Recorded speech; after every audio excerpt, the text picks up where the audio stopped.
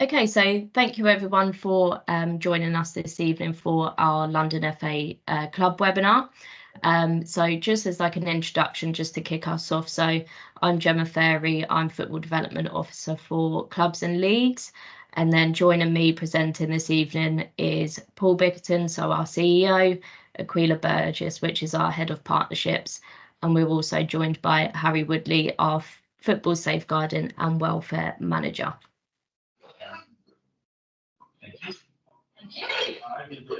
A few housekeeping bits. So whilst we were presenting, if you could keep your microphone on mute, that would be really helpful just to support with any background noises.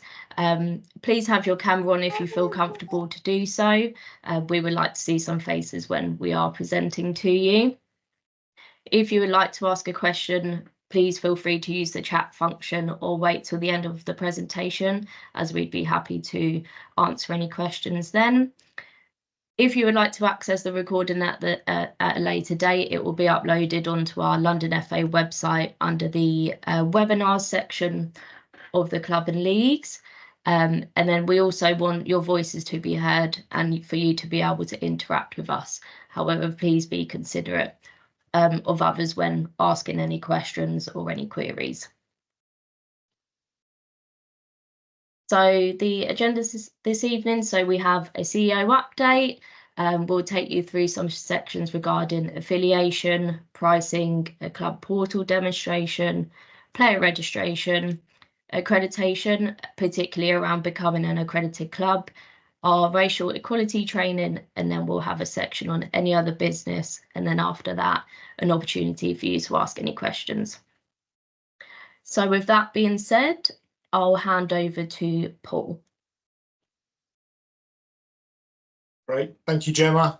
Good evening, everyone. So very good to see you all. There's a few faces I can see, a few familiar faces, but thanks very much for joining us. I know your time's precious and you're giving up a little bit of time on a Monday evening. And I hope everybody is settling down and kind of getting towards the end of the season, and this period is generally pretty frantic, actually, just as we get to the very last games and some of the really important games. So yeah, I hope the season's gone well for everybody. I'm just going to say a few things on the development of our new strategy. I know some of you have been involved in the consultation, but I just want to take you through how we've engaged with the sector and what the strategy is starting to look like.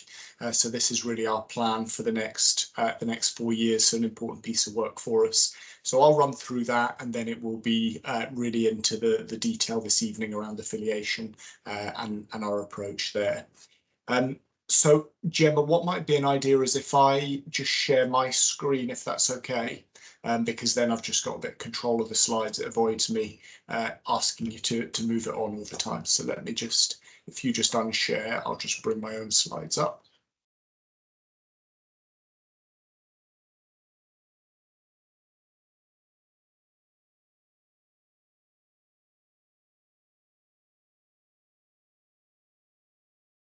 And Gemma, just give me a thumbs up if you can see that. Okay, lovely, all good. Okay, great. So as I say, the bit that I want to cover with you is just the development of our new strategy. So some of you will be familiar with the existing strategy. We released that back in 2020, quite a big piece of work again, a lot of consultation with our members, with our clubs and leagues. And we're coming up to the end of that strategy period. So it is up to 2025, but we're moving a little bit more closely in line with FA funding cycles. So the next strategy is going to run from this year, 2024, all the way up to 2028. And we've been doing a lot of work over the past year and a half to get ready for that. So let me just explain the consultation process to start with. So it really started last summer, and I know some of you were involved with this, a set of events essentially run by the FA called A Conversation About Our Game, and that was to set the backdrop of the FA's own grassroots strategy. And a really significant engagement series was run right throughout the country. We ran a whole series of events right over England. The one that was most relevant to London was the one down at Hackney Marshes on a lovely sunny day on the 15th of June, and some very positive feedback of the event, but a really significant bit of engagement with our grassroots sector, primarily clubs and leagues that were represented at those events. There was an online survey that was also circulated. So as well as the face-to-face events that some of you attended, there was an online survey and a really significant number of responses, so over 20,000, and we had over 500 of those responses that were very directly linked to London. So we've been able to take some of that survey data. All of that essentially formed the backdrop of the strategy that we would be writing very specifically for London FA. So what's our consultation process look like? Well, that was last summer. And since Christmas, we've been running the following. So we had three face-to-face stakeholder consultation sessions, and then one online, which was with our full London FA Council. So we ran those in March, and I can see a few faces that were there. For those people that did come to Wembley and spend a really decent amount of time talking to us, it's been a brilliant exercise, really, in kind of capturing your views and your priorities and starting to take that feedback into the strategy. So 153 people overall at each of those 4 sessions. So for kind of really bespoke face-to-face activity where you're there engaging and talking to people, that's a really significant number. It's a much richer form of data than you get from an online survey. We did send a survey back out to all the consultation attendees. After the session, we had 50 responses there, and those questions really focused a little bit more on some of the underpinning drivers within the strategy, kind of around our thriving clubs and leagues, how we kind of connect and serve our members better, etc. The stakeholder sessions, the first 4 that were 3 face-to-face, 1 online, was very much about what are the type of things you would want to see London FA focusing on. What is it that London FA potentially can control? What should it be influencing the FA on? And what are some of the specific challenges that you're facing? There was also an interesting exercise for those that were there, you'll remember at the end, around our brand and identity, and some discussion about the logo, and we're taking that through a rebranding exercise at the moment. Now, we took all of that data, all that information, started to look at all of the themes and all of the priorities, and we really went into an away day with our board in April and spent a lot of time with the board replaying back to them your feedback, and then starting to structure that as part of a framework. And this is essentially the way the strategy is taking shape. It's not finished, and we'll be taking you through all of that in the summer, but just to explain kind of the broad shape of the strategy so you get a decent sense of the direction that we're going in. So vision and mission, firstly, there's a really fundamental point that we wanted to focus on here, which was about London FA's ability to serve our grassroots football family. So really moving from an organisation that we felt over the last 3 to 4 years had been quite internally focused for lots of very understandable reasons, lots of governance reform, lots of quality and diversity work, a whole kind of cultural change within the organisation, etc. We've moved offices, all those type of things. We really wanted to move to a position where the organisation's much more present and building kind of direct relationships with our clubs, our leagues, and our wider stakeholders. So as a vision, this kind of sense of serving the football family, and of course all of us, I think, wanting to use football as a tool to do a number of wonderful things that we know it does throughout London and the difference it makes to people's lives. Now, the consultation then led us to the following framework. So really focusing on these 5 priorities. So improving people's opportunities, their playing choice, their experience. That means looking at as high quality as possible across your very traditional affiliated game, but also building a whole set of kind of recreational casual opportunities, a wider menu, if you like, for people to play. A very specific focus on women and girls and recognising the demand in that space. Facilities came across very, very highly as that's being such an important and such a key barrier to people within the city. The concerns people had about behaviour and really getting into some of those societal issues, but what is it the London FA itself might be able to do to address and to tackle that? and then looking really carefully at 3 critical groups within our members. So our coaches, our referees, and our volunteer network, for example, our club officials, and how we might better develop and support them. So these are the priorities that took shape, and then underpinned by a set of drivers saying essentially these things really need to be in place, and we need to be driving these for all of these 5 priorities to be successful. Thriving community clubs and leagues, absolutely essential role that they play within local communities. Our ability to connect and to serve participants, so to be really kind of responsive to our members.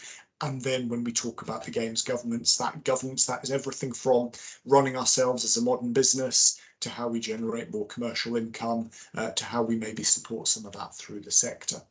All of that very heavily underpinned by our best-in-class safeguarding standards and our equality, diversity and inclusion practices. And one of the things we've done in previous strategies is we separated those areas out. They've been an individual requirement, if you like, an individual priority. A much more effective way of working, we think, is to have equality, diversity and inclusion and safeguarding essentially embedded through every single one of those areas. So the priorities, the strategic drivers, those 2 themes really connect right through there, and there's very specific interventions that will directly drive those priorities. So that's the way the framework is taking shape, very heavily based on your feedback through the consultation exercise. But just let you know what the next steps are going to be. So as I say, we are in the kind of the drafting detail stage at the moment. We're in the stage where we start looking at our budget and how we match our budget and resources to it. We submit a draft of that strategy to the FA on the 24th of May. We actually then present directly to them on the 11th of May, and we have to do that to secure the next round of funding. But ultimately, the strategy goes to our board for sign-off, both the strategy and the budget to our board for sign-off on the 17th of June. And then on the 15th of July is our AGM. We're just pulling the details together there. That's on the evening of the 15th of July. And we will be presenting the final strategy to our members. So if you can, please do pop that date. It's 6:30 till 8:30 in the evening. We're just trying to determine the location at the moment. We're going to try and do something as central as possible or as accessible as possible in London. But 15th of July in the evening, and we'll be presenting the final strategy, and also we will have completed our rebrand by then, so the look and feel for the organisation will have gone through it as well.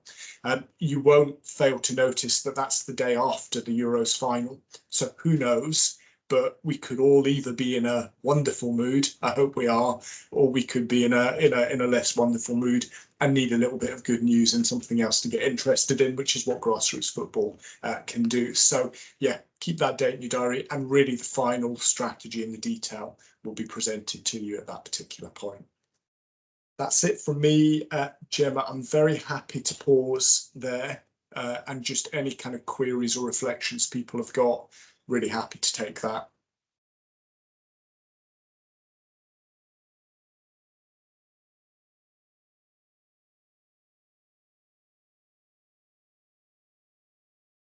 Was that slightly awkward moment where people are deciding whether they do ask a question or whether they don't. I don't want to stretch it out forever because we've got quite a bit to come in the evening. So I will take the silence as all understood and made sense. I hope it did. I'm not in the session for the rest of the evening. Any kind of questions as they come to you as you're going on, just pop them in the chat and I'll monitor that. Really happy to kind of take that on. But other than that, Gemma, I propose we get stuck into affiliation. Yep, so I'm going to pass over to Aquila, I believe. Yeah, good evening all, hope we're well. It's nice to see some familiar faces on the call. So what I'm just going to do, I'll try and take control of the screen, Gemma. We'll see if this works. We tried it earlier, so I'll give it a go. And what I'm just going to do over the next kind of probably 5 to 10 minutes is just talk you through affiliation and kind of getting yourself ready for that date, because it is fast approaching, which I'll kind of explain the date to you in a second. Sure, there we go. Might be a slight delay. So what I'm just going to talk you through is just a bit of a background to affiliation. So what has changed over the last few kind of months, and as we gear up to June when it opens, is there things that you can do before the window opens. Then we're going through the team fees, a little bit of a timeline, and then some of the requirements, because there have been a few changes for next season, in particular with the open age, which you may have seen some of that information. And my colleague Harry will kind of be on hand to answer some of those questions as well. So as he mentioned, if you do have any questions, feel free to pop these in the chat and I can answer these after the call, or feel free to raise your hand halfway through as well. That is perfectly fine. So in terms of affiliation, what has changed? There hasn't been loads of changes from a London FA perspective, but what I thought would be useful is just running through the pricing. So there is a kind of fairly kind of increase, a 3% increase across the board in line with inflation. So previous to last season or this season we're currently in, the FA had a club and team fee model, but that has now been moved to a team fee only model. So you can see on screen, these are the prices that we've got for the next season. So if you're an adult club, per team, you would have paid £35. You'll be paying £36 next season. And in a youth club, £12.50 for this season, and then £12.90 for next season. So we've kind of increased these in line with inflation, but we obviously appreciate the cost of living crisis, so we didn't feel it'd be appropriate to raise that any more. But what it does mean for certain clubs, I thought it'd be useful to kind of have a breakdown as to some of the kind of costs, what it would be per team. So as you can see here, I'm not going to read through all of them, but for example, if you are a 15-team youth club, last season or this season, you'd have paid £187.50. That's obviously gone up slightly to £193.50. And then obviously if you're a 2-team adult club, it's gone up £2. So hopefully those changes aren't as a surprise.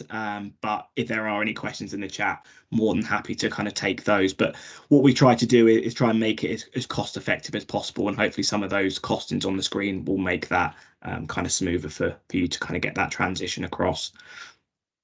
And these are just the fees that we have for our professional team. So again, we've kind of taken on board some of the feedback that we received from clubs, those that were paying obviously the same fee if you were a youth grassroots club compared to what you'd be paying as a professional team. We've taken that on board and reflected that in our pricing structure as well. I don't think we've got many kind of NLS 1 to 6 teams in the webinar, but yeah, those prices are there on screen, and happy to kind of pick those up if anyone does have any questions, either on email or in the chat.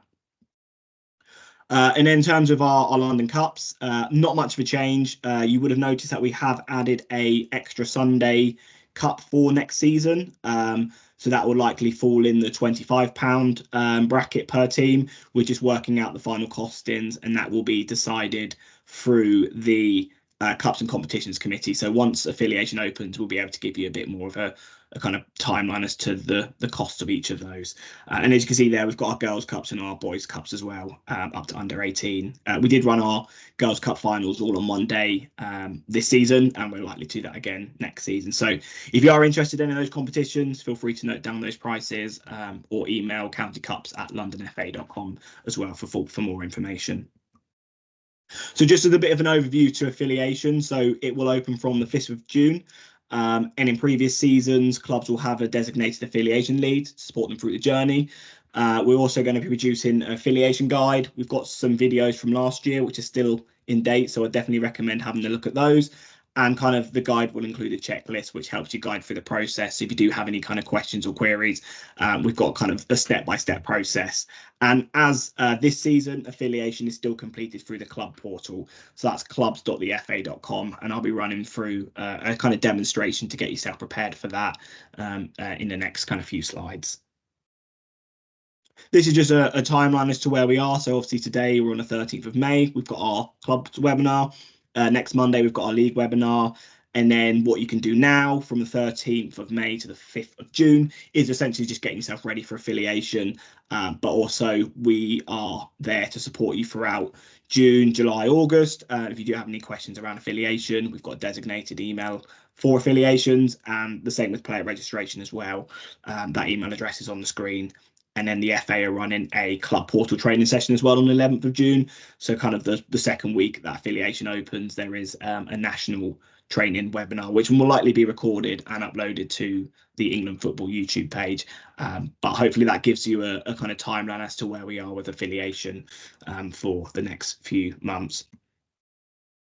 This is really handy, and this was actually saved a lot of clubs time last season, was getting yourself ready for affiliation. So these are things that you can do now, making sure that your officials and qualifications are in date, because that essentially speeds up the process. If you've got all of your coaches that are compliant, you can essentially then click that affiliation button when it opens. Make sure that you read and accept the safeguarding declarations. Again, that is per season, so that will go live from the 5th of June. If you do have any teams which you know are not affiliated at the moment, make sure you tidy those up, and you can fold those, and I'll kind of explain how you do that, and then just making sure that any teams are in the correct league. And then when affiliation opens, you can kind of create any new teams. You can do that now if you want to, but I'd kind of wait until the 5th of June. And again, you can affiliate as many teams as required. Similar to last season, you don't have to affiliate all your teams in one go, which is what we found out was a lot easier for some of our bigger clubs. Essentially, you can affiliate 50% of your teams. So, for example, if you know you're under 9s, 10s, 11s and 12s already, but you know your 15s, 16s and 18s aren't ready because they start a little bit later, you can affiliate those in kind of different chunks, so you don't have to do that all at the same time. Again, that saves you a lot of time, hopefully, if you do split your affiliation out across your clubs. And on screen there is a kind of web link which basically gives you some of that information and where you need to go to access that. But like I said, I'll run through that in the next few slides. I think I'm over to you, Harry. So I think, yeah, if you wanted to come off mute, feel free if you want to take control, or I can move you on, however you want it to work.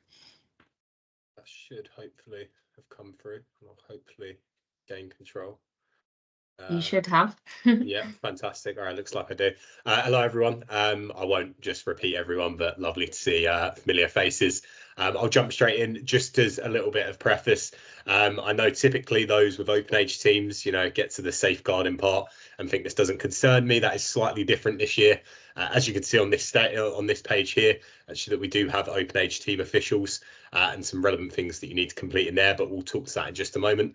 Here is a really nice snapshot of what requirements you need for each position as a club official, essentially, throughout the club, all the way down to your coaches and assistant coaches, etc.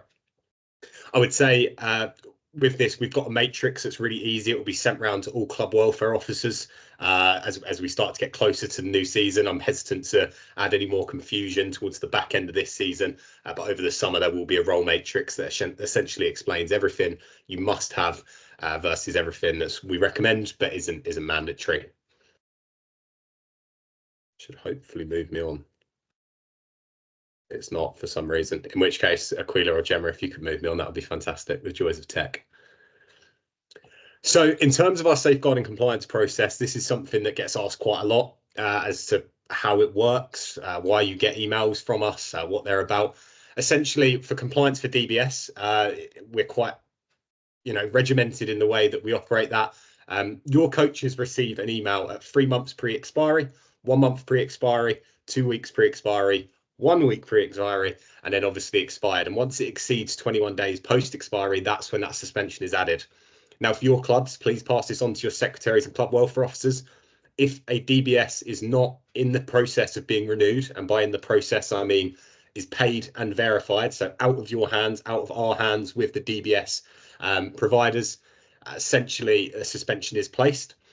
That suspension is not removed until you notify us that has been corrected, that this DBS is now in progress. We are not able to remove that DBS.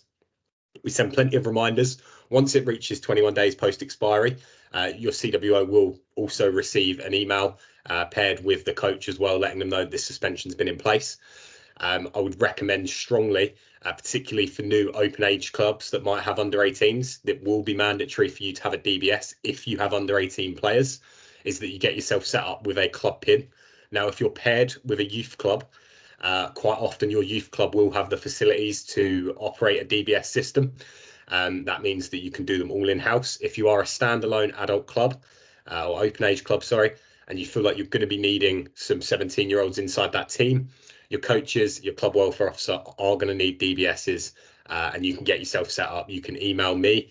My details will be on a slide in just a moment, but safeguarding@londonfa.com is often the best way to reach us, and we can get you set up so that you can do your DBSs in-house. You don't have to come to us, and it's a little bit easier on your workload and your commitments throughout the week as well. In terms of safeguarding children and new player welfare certificate in open age football, notifications can only be sent upon expiry. That gives people 21 days to complete a course that's 2 hours, or if it's the player welfare one that's 45 minutes.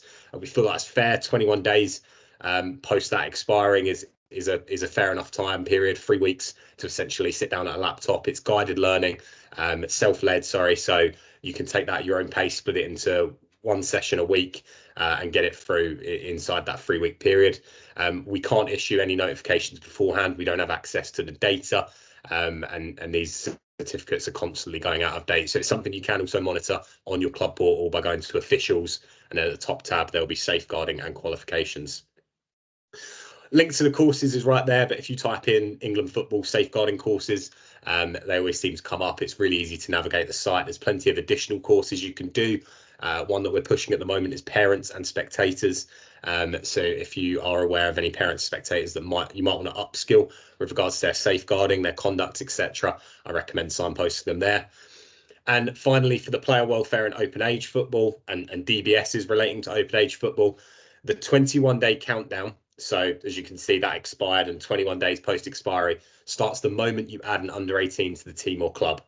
Now, this is mandatory, and I'll talk to it in just a moment, but just a reminder, the second you add that 18-year-old, under 18, sorry, it does essentially start a countdown. So if you're aware that you're going to be signing a 17 or 16-year-old, sorry, please do consider that before signing them up. Are you going to be able to get that DBS in progress? And are you going to be able to get that player welfare course done for all of your staff? If we can move on to the next slide, that will just talk a little bit more. Oh, sorry, it's about us, the next slide, apologies.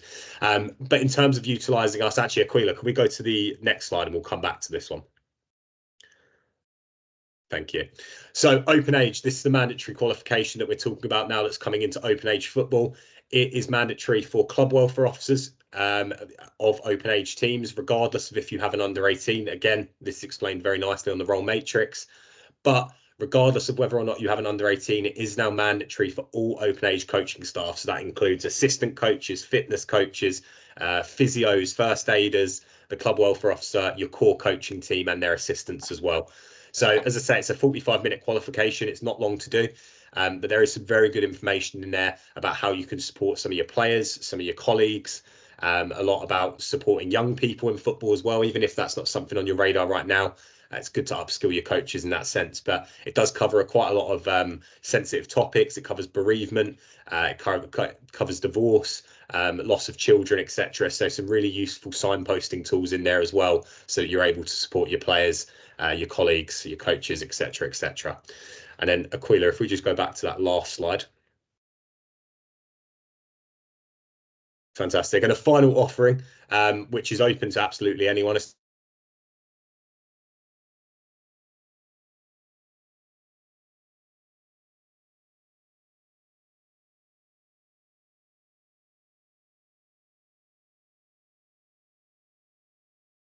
Concerns naturally. Harry, I think we're losing you a little bit. Good old technology. Can people hear me again? Yeah, go back to the start of the slide, I'd recommend. I apologise.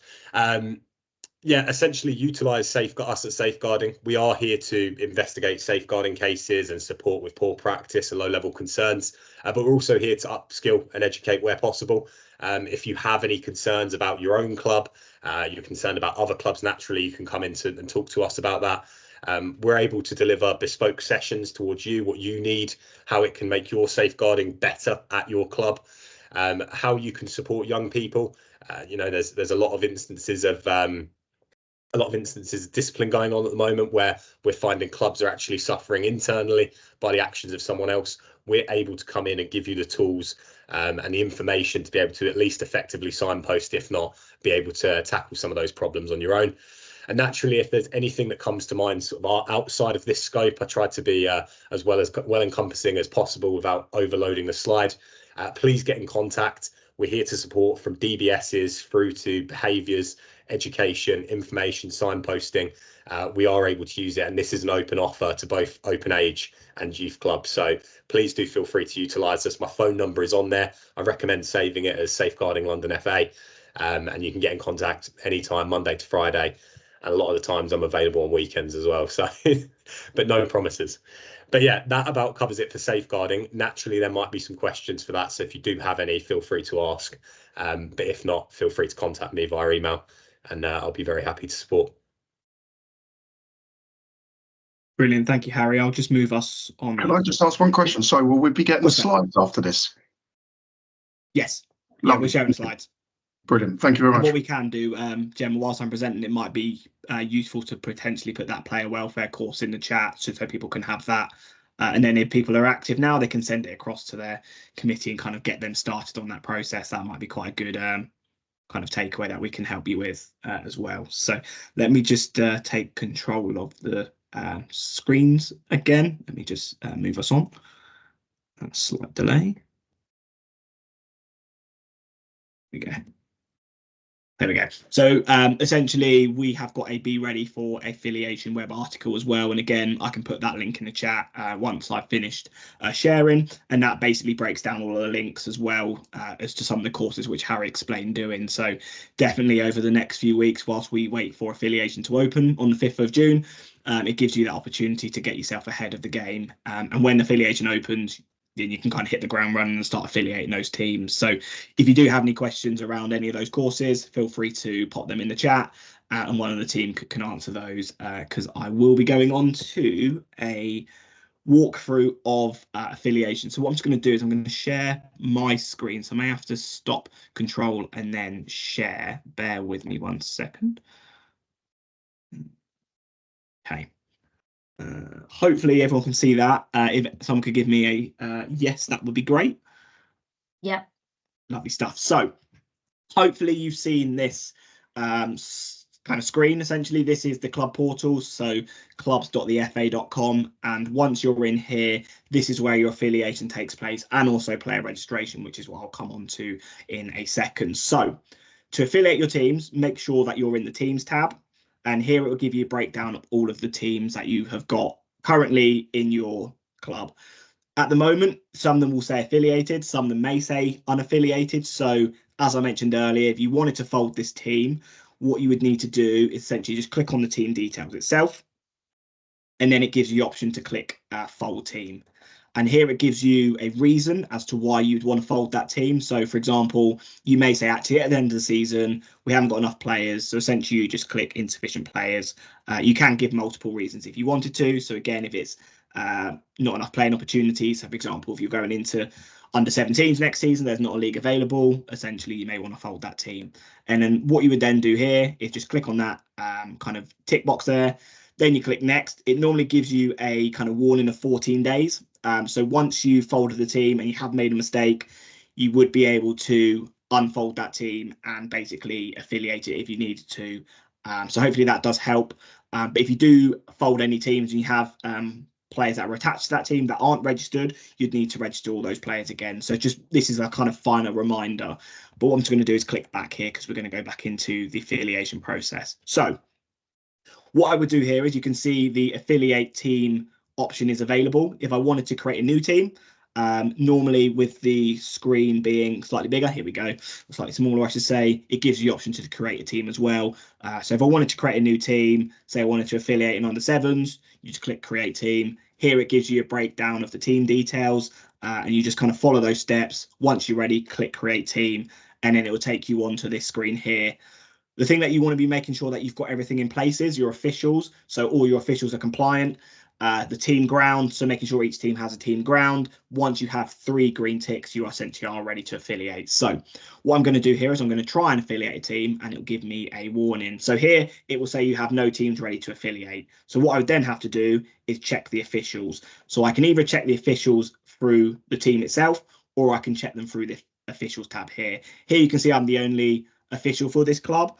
And here you can see that I need to add myself as a welfare officer adult teams. So essentially what I'm going to do here is just click on myself and click confirm. Here it will give me details of all of the compliant courses which are requirement for this role. So if you are an open age team only, most likely you're going to see the player welfare course, and this will be ticking as green. It will normally come up as orange if they don't have the course, and there'll be a red exclamation mark there. So just worth making sure that you have that completed before you can affiliate. If you were interested, you could also see all of your coaches listed here. So you can see all of my safeguarding is in date, all of my coaching and medical is in date, and there's nothing that is requiring action. If there was anything that was requiring action, it would say, for example, DBS expired or Safeguard for Children expired, and it would normally give me a kind of breakdown as to when that would expire. So if you are the club secretary or if you are the club welfare officer, this just gives you a handy snapshot as to making sure that all your qualifications are in date. So I'm happy now that all of my key officials are completed. Here I can see that my officials haven't been added. So what I would do here is click Add Official. And here it will give you a list of all of your officials. It will give you the ones which are applicable and also the ones which aren't available. It would normally have those as greyed out.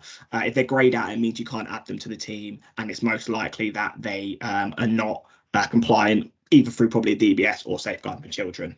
So I'm going to add myself to this team, and here you can assign yourself to all of the different roles. I'm going to add myself in as a team manager, and then just click confirm. This will then change my status to a green tick for officials. To add the ground, you can either click through the team ground and then the action tab here.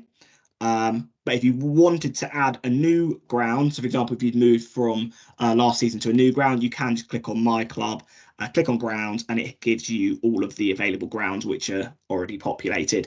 If you wanted to add a new ground, this links through to the Football Foundation's Pitch Finder website. So again, just type in the postcode, type in the place. So if I wanted to type in, for example, Hackney Marshes, hopefully this should work. Here I can just click Hackney Marshes and then click confirm. And then that has been added as a ground.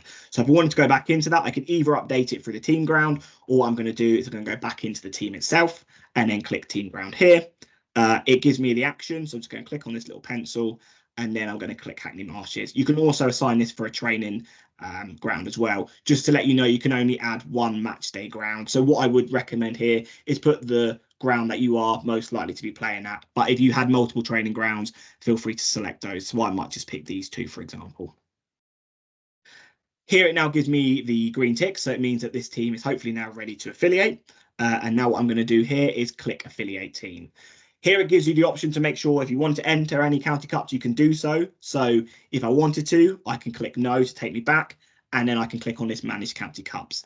And then here, essentially, I'd click on manage, and it would give me all of the competitions which are applicable to this team. So if I wanted to enter the London Cup, I'm going to click London Sunday Cup entry and then click save. If I want to select any other cups, and I could just also select any of those other ones as well if I wanted to play in another county, providing you've obviously entered the London FA Cup. Same for managing the league. So if you were a new open age team or a youth team, you can search for the league itself.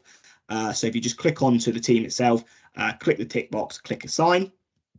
Here you'd select the county FA. So if you know where the county FA is affiliated to, or the league it's affiliated to, click county FA. And then here I'm going to type in Southern Sunday, for example. And here it gives me the league that it is affiliated to. So I'm just going to click assign there. So I'm now entered into that league. I've got everything that I need to do. You can add your league and your county cups at the end, but it might be smoother to do it all the way through. And then when you're ready to click affiliate, you don't have to keep going back and forth. So I'm ready now. I'm going to click affiliate teams. So I've now ticked my county cup. So I'm going to click continue. Here it gives me a breakdown of what I'm applying for and what affiliation is. And this is a really easy step-by-step process. So I'm going to click start because I've read all the information and I'm happy to affiliate. Here it will give me the actions which are required. So you can see all of my key officials are in date. I've got my club ground. I do need to update my safeguarding for declarations. So as I mentioned earlier, this is updated once a season and this will go live from the 5th of June. So if I wanted to update it now, I would click on update. It would take me to the declaration. You can accept both of them, but it's obviously mandatory to select an open age one because I am doing open age. So what I'm going to do here is click accept. You can view the document. It just it gives you the information of what you're adopting to. This will obviously update for next season because it will include the club welfare officer for open age and making sure that they have the player welfare course.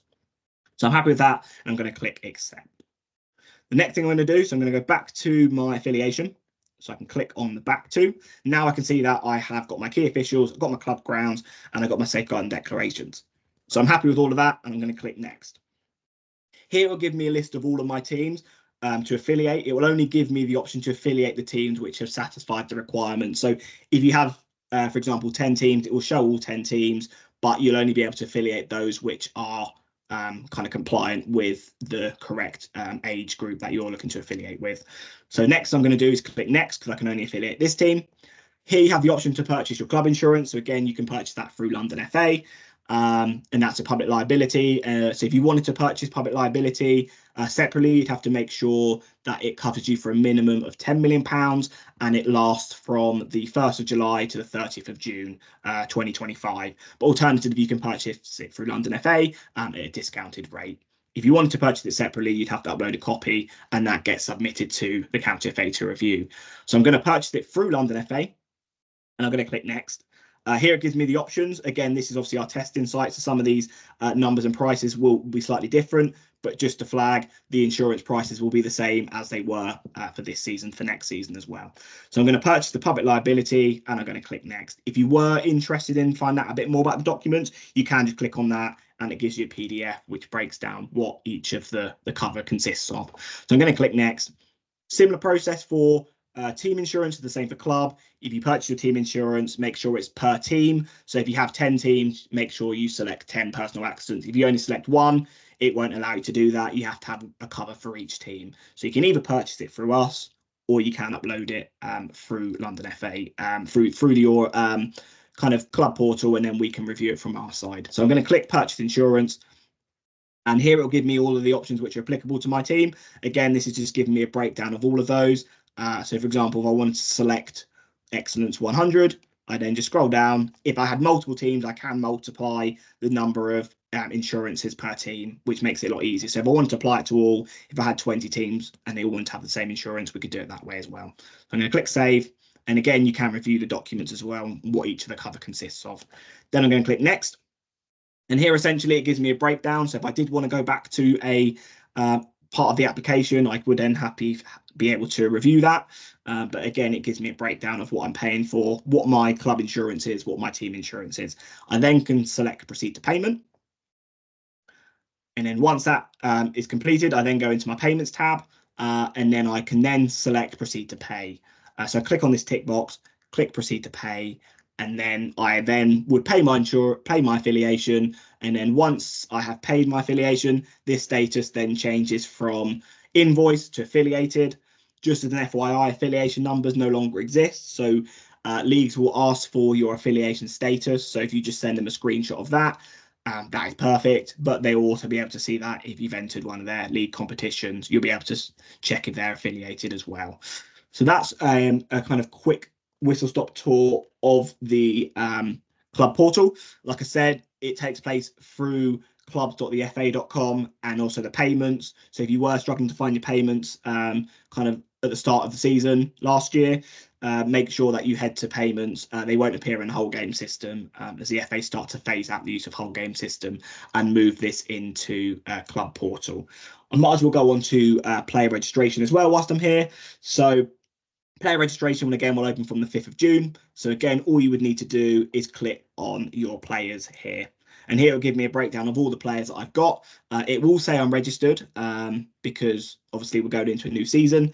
If I did want to detach any players, simply what I would do is just click on the player name and then just click detach there. If I wanted to add them to a new team, I just click on that option there, click on add team, and then essentially add them in that way. Good news is if your league does mandate online player registration, this will obviously be completed for you. So the only thing I would have to do in this instance would verify the ID.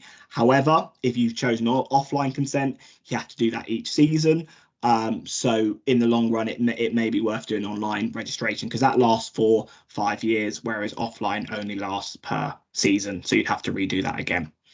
And that's essentially player registration. So I'm going to stop sharing my screen now. Gemma, if you could reshare, that would be great. And then what I will do is I'll just take control briefly. So as I mentioned, player registration opens from the 5th of June. And if you do have any questions on that, feel free to email playerregistration@londonfa.com. Essentially here, this is the FA's Grassroots Technology Hub. So again, if you are looking at some easy articles to review, if you wanted to read those in your spare time, more than happy to kind of read those. It gives you a breakdown, and some of them are videos as well, which allows you to kind of work through some of the areas that I've discussed. You can also raise a ticket by using the following link. Again, we'll share these slides with you so you'll be able to access that, but I'd recommend emailing playerreg@londonfa.com and we'll be able to resolve your query a lot quicker. I think that is it from me. So I think Gemma is back over to you, unless there's obviously any questions. Happy to take any now, or feel free to put any in the chat.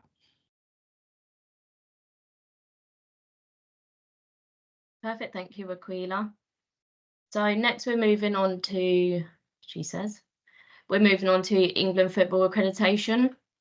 So this is focused around becoming an accredited club. So I'm sure plenty of you on the call today are already part of the accredited club network, but this is just some information for those clubs that are aspiring to have accreditation, how they can become accredited to be part of the network. So what is England Football Accreditation? So it replaces the FA Charter Standard.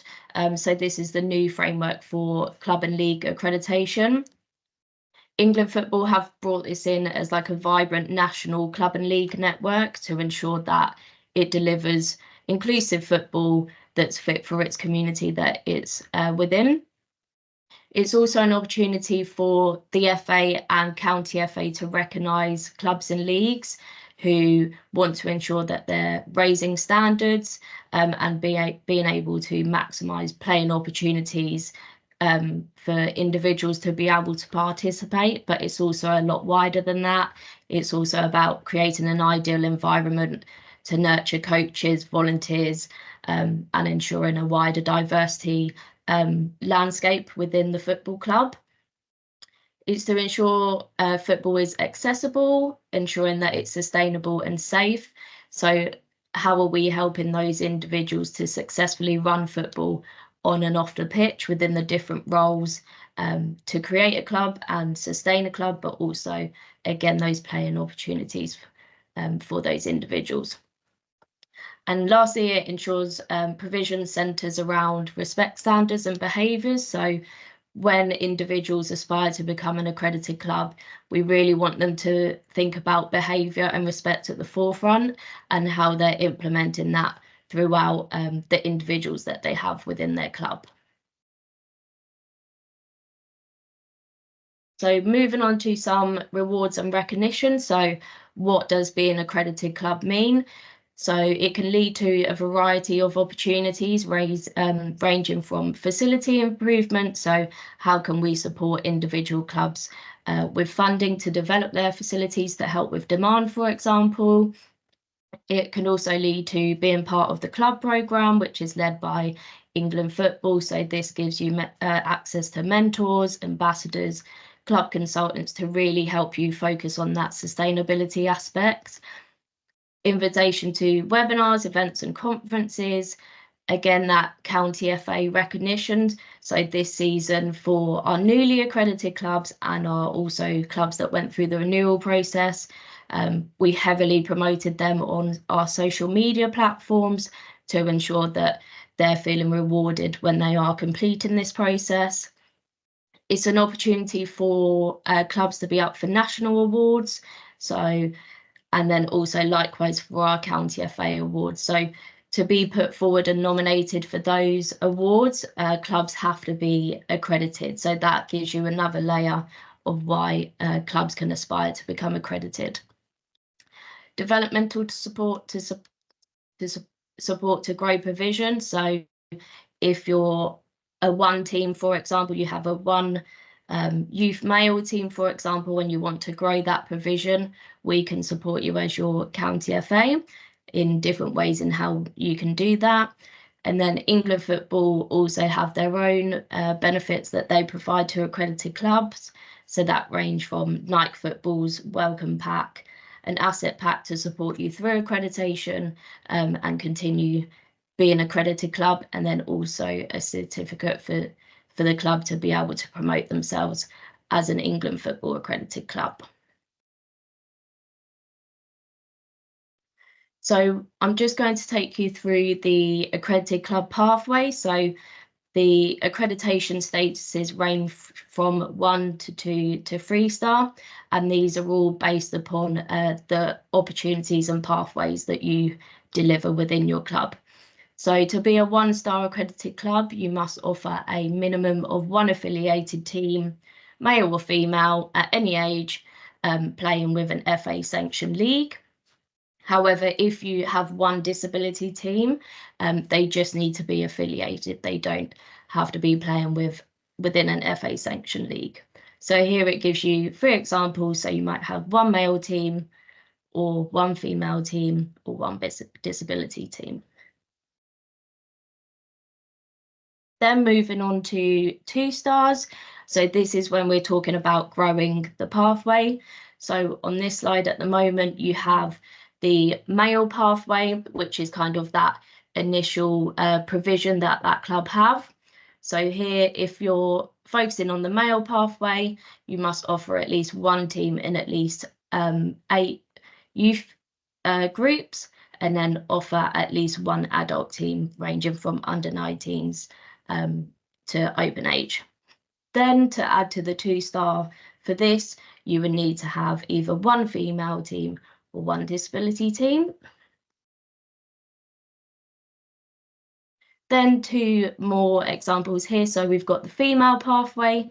So here we want you to be able to offer at least 1 team in 4 of the youth age groups. So ranging from under 9s to under 16s. And then you would have a male team or a disability team. Then for disability pathway, it's slightly different. So here we want to offer at least 1 team and at least 2 age groups from any gender. And then you would be able to offer 1 male team or 1 female team. Then for the 3-star accreditation, so this is when you are offering a complete player pathway for male, female, and then you're offering at least 1 disability team at any age. So here it has the similar requirements in previous stars for the male and female, but then we also have the addition of the disability pathway. So that's where that 3 stars come into play, because it correlates to the number of provisions that you're providing within your club. So as a summary for England Football accreditation, so to become England Football accredited, it will ask you to complete a club development plan. So here it's broken down into 5 sections. So why your club exists. So in here you can talk about your objectives, your timescales, who has a responsible position within your club, your season plan. So any objectives that you aspire to have within the upcoming season, whether that's affiliation, coach qualifications, for example, budget planning and sponsorship. So here you can talk about your team kits, how you're funding those, or also any additional funding that you aim to provide for your coach qualifications. Club operations and governance. So here you would talk about your roles and responsibilities within your club. So who are those key individuals within your club committee, for example, and what are their roles and responsibilities? And then marketing your club. So do you have a prominent social media page? Is there anything you would like to do within the local community to try and push your club to have more of that approach and forefront within the community? So how to become accredited? So accreditation is done through the club portal, so clubs.thefa.com. Here you will be able to click onto accreditation and you will find the accreditation checklist, and this will give you all of the eligibility criteria that you would have to meet, whether you're a youth club or an adult club, and it will give you a breakdown step by step. Here we've got some useful links in regards to the qualifications that your club committee might need, but then also the coaches and volunteers within your club as well. So here we have a particular focus on the safeguarding children for coaches and committee members, welfare officer course, the introduction to coaching football, introduction to first aid in football, and then, as we spoke about, the player welfare course in open age football as well. There's lots of support and resources through the FA's knowledge base, but then also our accreditation page on the London FA website. And then also England Football have the League and Club Hub as well, which is on YouTube, and sometimes they do videos on there that are specific to England Football accreditation and how to support you. Secondly, I'm going to talk through London FA's racial equality training. So this is something that is open to clubs and leagues. So the training focuses on educating officials and key members within the football community, and it has a key focus on discrimination and how to combat discrimination within the football environment. So the training is free and it's delivered in person by London FA staff, and the session lasts for roughly 2 hours.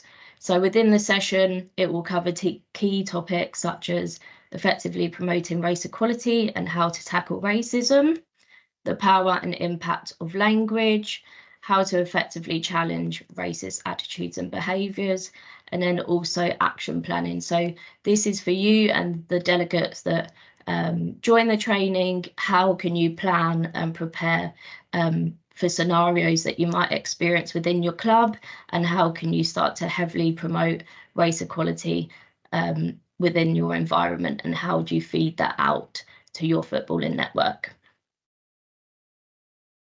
So who is the training for? So club and league committee members, member clubs, so all clubs affiliated to London FA. So that can be an opportunity for clubs and those members to be part of this training. Managers and coaches, volunteers, open age players, and also parents as well. So we're really focusing on that whole club approach and ensuring that we're targeting all individuals that might come across this scenario, for example. So down the bottom right hand side, there is an expression of interest form to complete if you think this training would be of benefit to those at your club. So I can put this in the chat afterwards. The form will close on the 22nd of May. However, as a result of this form, we are looking at hosting the training at a variety of venues this season and into the future based upon interest. So this could be a bespoke offer for your club or your league that you're part of, or we will look at holding central events in different areas to be able to invite lots of clubs too. We are now moving on to any other business. So I believe I'm passing back to Aquila. Yeah, that's fine, Gemma. Thank you. I don't need to take the screen. I think there's only a few slides, so I'll just touch on a few bits of feedback that we've received for the start of this season, so dispensations. So you're pleased to know that there is a improved application form now, and that is obviously completed online. With dispensation, you do have to apply every season, so it is just worth making sure that you do get your dispensation requests in as quick as possible. What the FA did take on board was that a lot of the dispensations were educational.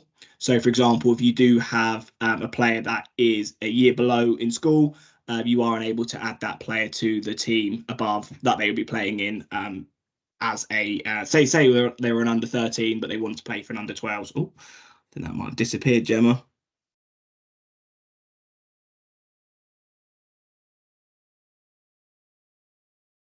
There we go. So yeah, with dispensation, a lot of the queries were educational. So what has happened now is the FA have taken that on board with the grassroots service desk. So the link that I did put in the chat will be useful for that. So essentially, those applications will be reviewed within 14 days. So essentially, providing that the player has a letter from the school, and that is obviously uploaded, either the parent or carer does that. The FA will review that. You'll then get the outcome within 14 days, and then they'll be able to, and we'll be able to support you with adding that player to the team. As Gemma will be sharing these slides, the link to dispensation is loaded down there. In terms of international clearance, again, this was a process which I know a lot of clubs kind of caused a lot of pain last season or the season we're currently in. So again, the FA have taken on board that feedback and have digitalised the application form. So if you do have any players which need to require international clearance, complete the smart sheet, and the link to that is below. If you email registrations@thefa.com regarding international clearance, you'll get a bounce back email telling you to complete the smart sheet. So it's worth just making sure you have that smart sheet to hand if you do need to have any online international clearance. What they've done again is they're trying to speed up that process. So hopefully once they've got that form, they'll be able to review that application, any kind of documents which are required. You'll then get a answer a lot quicker than you have done in previous seasons, and that process should be a lot smoother. So that's dispensation and international clearance. Jem, could you just move us on one more slide? So in kind of traditional seasons, there's always been the system downtime. And again, this is from the 1st to the 5th of June. This essentially is updating the information from the 23-24 season to the 24-25 season. So from that period, as you can see on the screen, those platforms will be unavailable. The FA are anticipating it won't take those 1st to the 5th of June dates, but they've used that as a potential in case anything does happen. So affiliation will launch. It could launch sooner, but we're going with the date of the 5th of June just in case it does take as long as it needs to. And then for July, there will be system downtime again on those platforms from the 1st to the 3rd of July. But that hopefully won't impact on your affiliation too much because, yeah, just factoring that into your planning. And it also gives you details as to what portals are still open. So that's the system downtime. Joe, if you could just move us on one final slide. Thank you very much. So, yes, we've been working with an organisation called Grass Boots. They essentially are an online marketplace for any pre-loved sportswear and equipment. So if your club are looking to donate or have got old equipment that they no longer want to use, Grass Boots essentially a bit like Facebook Marketplace.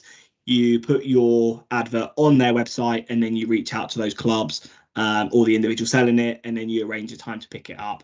If anyone is interested, there is a QR code which you can scan and download in the bottom right hand corner. Or also, if you did have any questions, Jason's email, who kind of leads Grass Boots, will be able to kind of support with that. So that's just a little bit of support that we're providing clubs over the summer if you do have equipment that no longer is of use and you feel it could be useful for someone else. So that's Grass Boots. And I think, Jen, it is back over to you unless there's any questions at all on dispensation, international clearance, system downtime or Grass Boots. Perfect. Thank you, Aquila. Yeah, so just to finish off, really, thank you for your time this evening. And now we have some time to open the floor to you, really, and go through any questions that you might have that you might want to ask us personally now, or feel free to use the chat function as well. We'd be more than happy to spend some time with you and answer any questions that you may have regarding any of the topics that we've discussed this evening.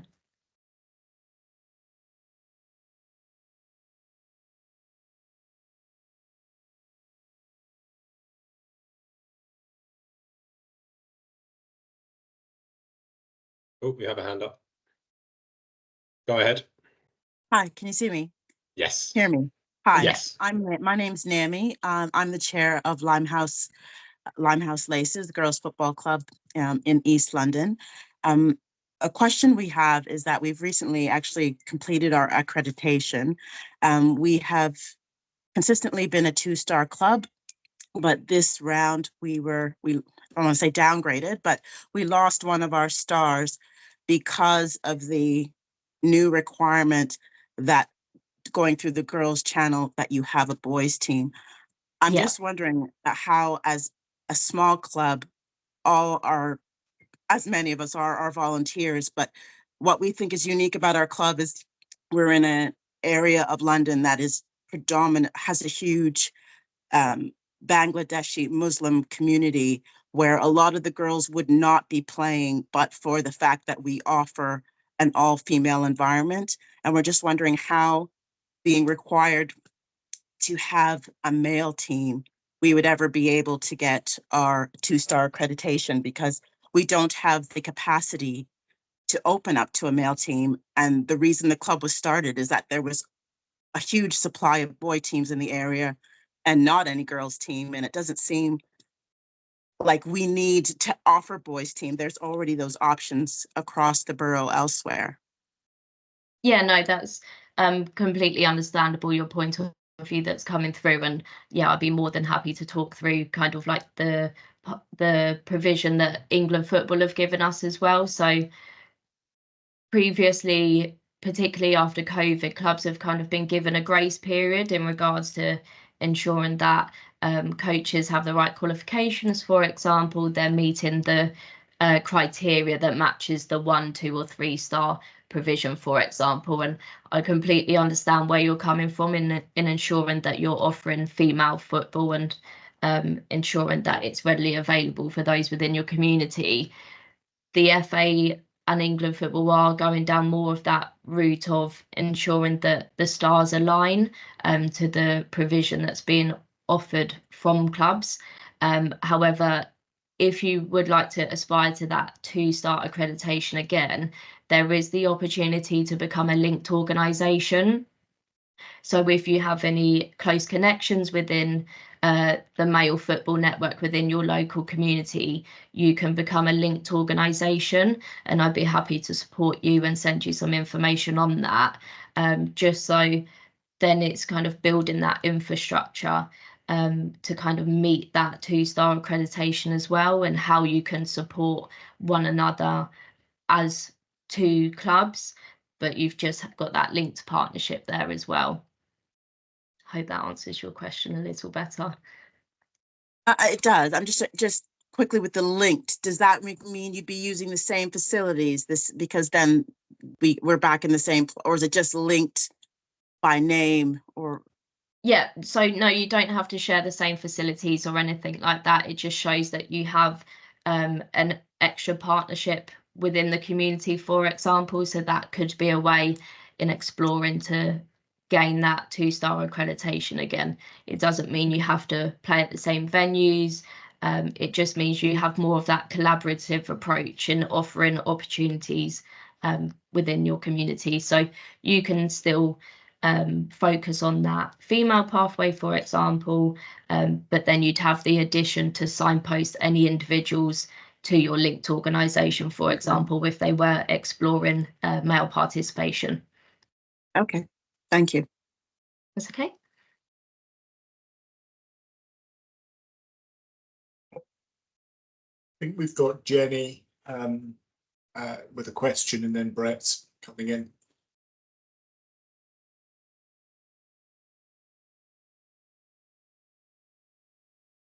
Go for it, Jenny, if you can unmute.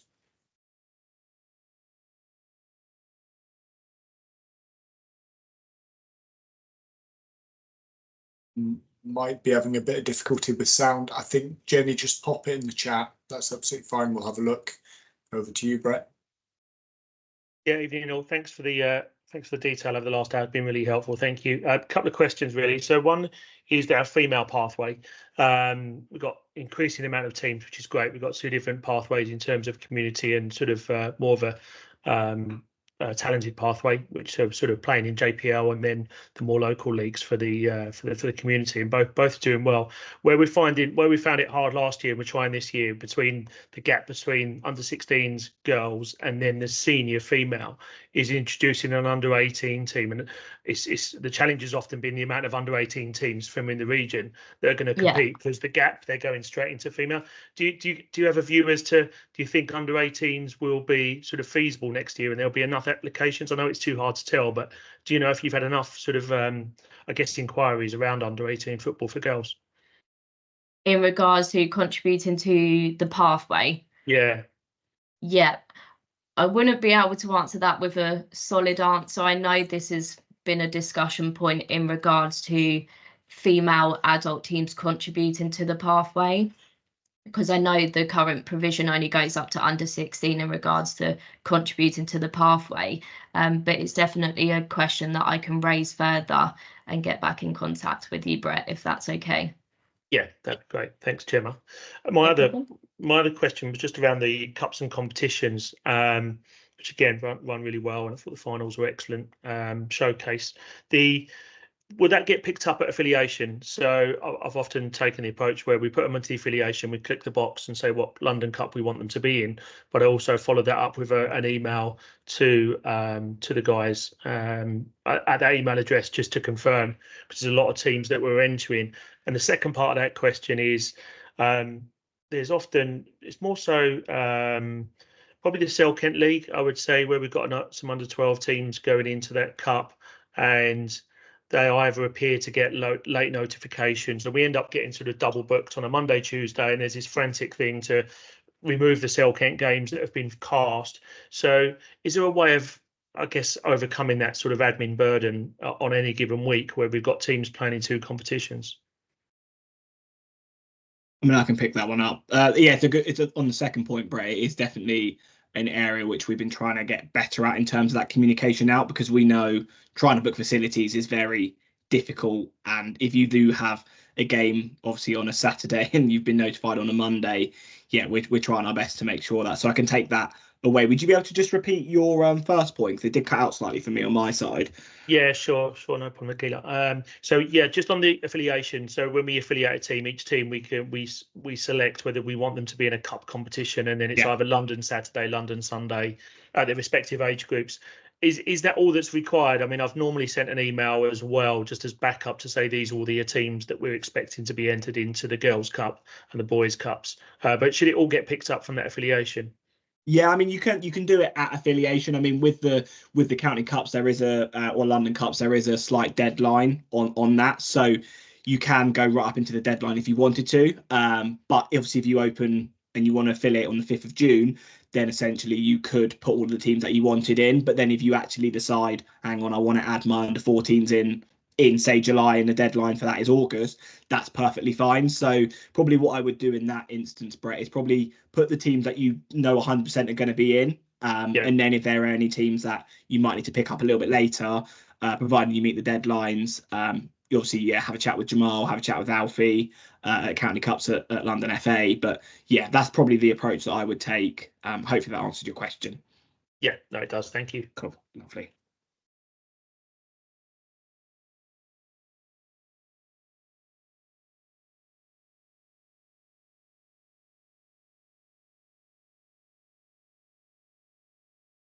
If we have any more hands up. No. Feel free to come off mute if you want to ask any further questions. I don't want to take more time than we need on your evening, particularly on a Monday. But yeah, it's a final opportunity for you to ask any further questions.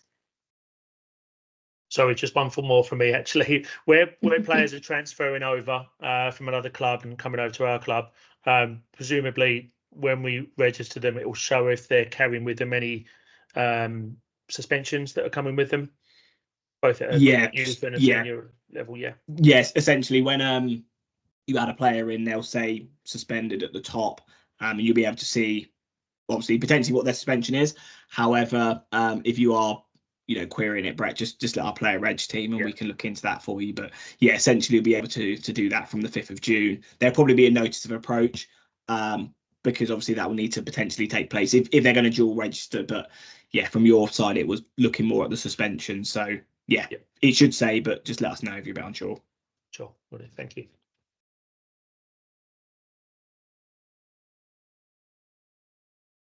Perfect. Well, I think that concludes the webinar for this evening, but the slides will be shared with you, and then we'll also upload the recording onto our London FA website as well. So please feel free to get in contact with any of us if any questions arise after this meeting, and we'd be happy to help.